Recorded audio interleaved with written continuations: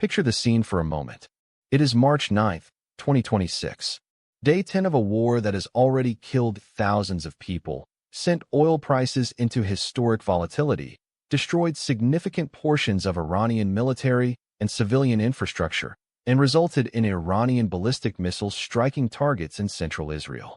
The Iranian supreme leader has been assassinated and replaced by his son in a rushed succession process. U.S. and Israeli aircraft are still flying sorties over Iranian airspace. Iranian drones are still attacking Gulf shipping lanes. The world is watching, holding its breath, wondering whether there is any path to a ceasefire, any back-channel communication, any diplomat anywhere on Earth capable of finding an off-ramp from this escalating catastrophe. And then Abbas Araghchi sits down in front of a PBS NewsHour camera. Araghchi is not a firebrand. He is not a general, not a cleric, not an ideologue who makes speeches about death to America. He is a career diplomat, educated, measured, precise with language, practiced at the art of saying exactly what he means and nothing more. He has sat across negotiating tables from American diplomats.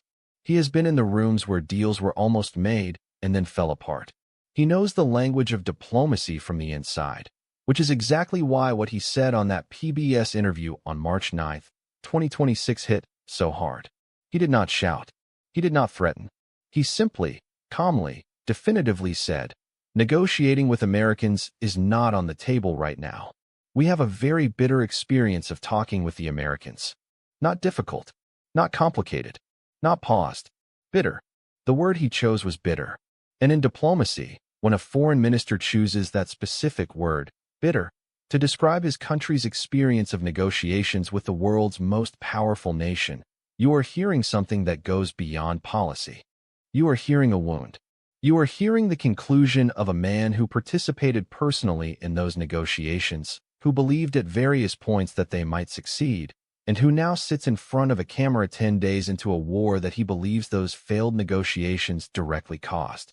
To understand why Araghchi used the word bitter, and why it matters so enormously for the future of this war, you need to understand the full arc of what happened in the 18 months before the first bomb fell. In early 2025, the Trump administration, newly returned to power, set what it called a 60-day deadline for Iran to reach a comprehensive agreement on its nuclear and missile programs. Trump's message was explicit: negotiate seriously or face consequences. The Iranians, who had lived through the maximum pressure campaign of Trump's first term, who had watched the JCPOA, the 2015 nuclear deal, be torn up by the same man now threatening them again, who had seen every diplomatic agreement with Washington eventually abandoned or weaponized against them, approached the talks with what can only be described as cautious desperation. They needed sanctions relief. Their economy was under enormous strain, but they did not trust the counterpart sitting across the table. 3 rounds of talks were held, primarily in Oman, the small Gulf state that has served for decades as the quiet, reliable middleman between Washington and Tehran. Oman has no dog in the fight. Its geography and its traditional diplomatic neutrality make it the perfect venue for conversations that neither side can afford to have publicly.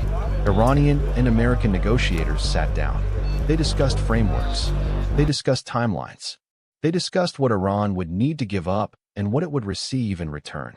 According to reporting from multiple sources, including the documented record of the 2025 to 2026 Iran-United States negotiations, Trump was reportedly not thrilled with the pace and substance of the talks.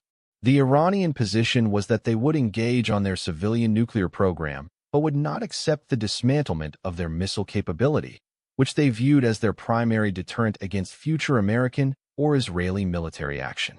From Washington's perspective, an Iran with an intact missile program was not meaningfully different from an Iran with a nuclear program. From Tehran's perspective, asking them to give up their missiles while being simultaneously threatened with military attack was like asking someone to surrender their umbrella in a rainstorm. The 60-day deadline passed. Then another week. Then another.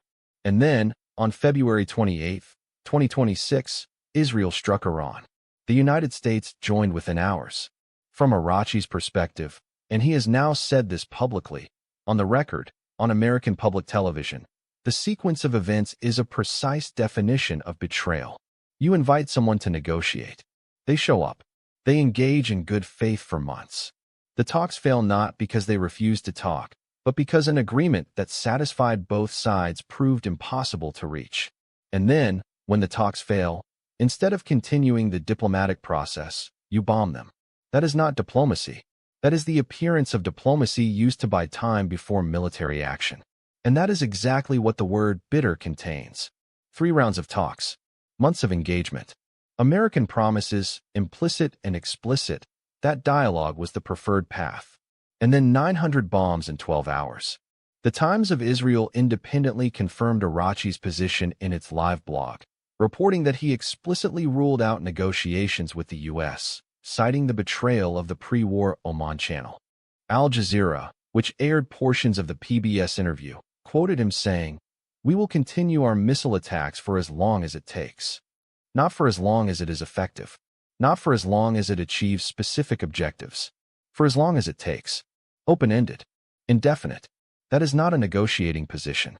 That is a declaration of sustained resistance. What makes this diplomatic situation uniquely dangerous is not simply that Iran has said no to talks. Countries say no to talks all the time as a negotiating tactic, refusing to negotiate from a position of weakness, waiting for conditions to shift before re-engaging. Diplomatic refusals are often performative, designed for domestic audiences, expected to be walked back once circumstances change.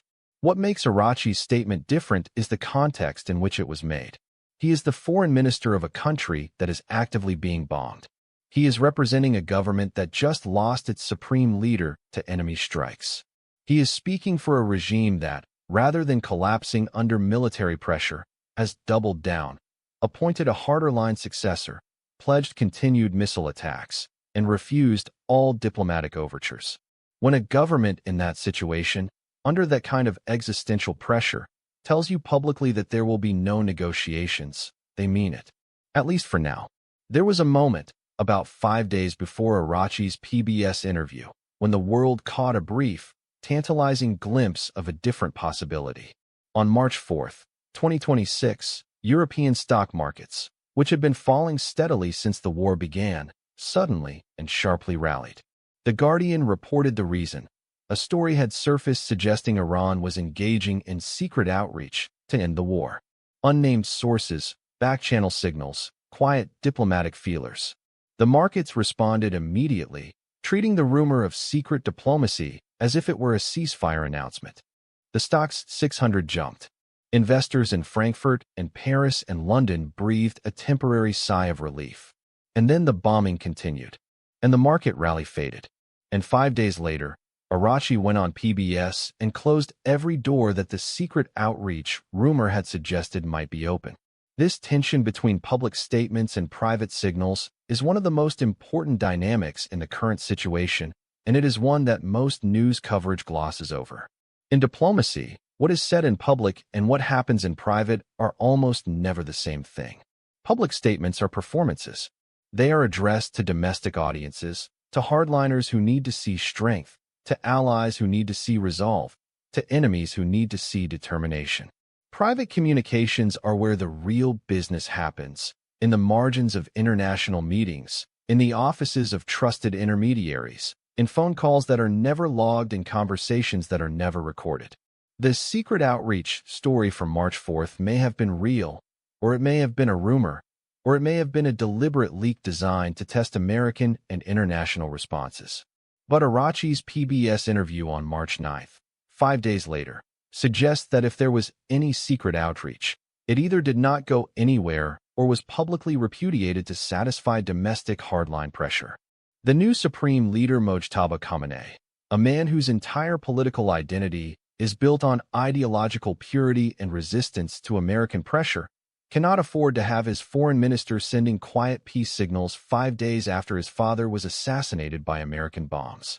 That kind of flexibility would be read, inside Iran's political system, as weakness. And weakness in a new supreme leader, in the middle of a war, is existentially dangerous. Trump's messaging to Iran throughout this conflict has made the diplomatic situation even more complicated, if such a thing is possible. Trump has simultaneously broadcast two completely contradictory signals. To the Iranian regime, his message has been, "Surrender or be destroyed. We will bomb you until you collapse." To ordinary Iranian citizens, his message has been something quite different. "When we are finished, take over your government. It will be yours to take." Al Jazeera reported those exact words on March 4th. Think about what it means to be Abbas Araghchi and hear that statement from the American president. Your country is under military attack. The man conducting that attack is simultaneously telling your citizens to overthrow your government, the government you serve. And you are supposed to sit down and negotiate with this person? From what position? On what basis of trust? If you are seen engaging diplomatically with someone who has publicly called for the overthrow of your government, you are not a diplomat. You are a collaborator. And in the political environment of post-assassination Iran, being seen as a collaborator with Washington is not just politically damaging. It could be fatal. The risk of a diplomacy-free war extending into the indefinite future carries specific and escalating dangers that go well beyond the current level of conflict. Lebanon and Hezbollah, Iran's most significant and battle-tested regional proxy, have so far maintained what analysts describe as strategic restraint. Hezbollah has fired rockets into northern Israel, but has not opened a full second front, apparently calculating that full escalation would be too costly too quickly. But that calculation is not fixed. It depends on Iran's strategic direction, on orders from Tehran, and on whether Mojtaba Khamenei, the new supreme leader who needs to establish his credibility as a resistant figure, decides that activating Hezbollah fully is necessary to demonstrate Iran's continued capacity to impose costs. A fully activated Hezbollah means a ground war in southern Lebanon. It means rockets reaching deeper into Israel. It means Israeli ground forces potentially entering Lebanon again for the first time since the devastating 2006 war. It means a humanitarian catastrophe for Lebanese civilians who had nothing to do with the U.S.-Israel-Iran conflict. And it means a regional war that has expanded from 3 parties to at least 5 or 6, with unpredictable spillover into Syria, Iraq, and potentially the Gulf states. China and Russia, for their part, have called for ceasefire. Both countries have used international platforms and direct communications to urge de-escalation. But neither country has been willing to back those calls with the kind of material leverage that might actually change the situation. China has significant economic relationships with Iran and could theoretically use those relationships to pressure Tehran toward talks. Russia has military and strategic ties with Iran going back decades. But neither country wants to expend its diplomatic capital on a conflict where the outcome, whatever it is, strengthens or weakens American power in the Middle East, and where their own interests are served by American exhaustion and distraction. Without a functioning diplomatic channel, the war has no mechanism for ending except military victory for one side or the other. And military victory, in this context, means either Iran's unconditional surrender and regime collapse, which is Trump's stated objective, or a military stalemate that eventually makes the cost too high for Washington to continue. Neither of those outcomes is quick. Neither of those outcomes is clean. And neither of those outcomes arrives without a great deal more death on all sides. The door that took years to barely crack open, the channel built through Oman, through back-channel envoys, through the quiet, painstaking, thankless work of diplomats on both sides who believed conversation was better than catastrophe, has been slammed shut.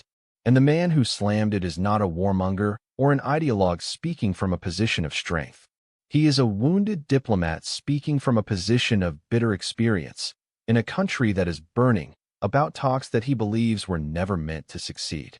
I want to ask you a question today that I genuinely do not know the answer to. I have read the analysis. I have studied the history.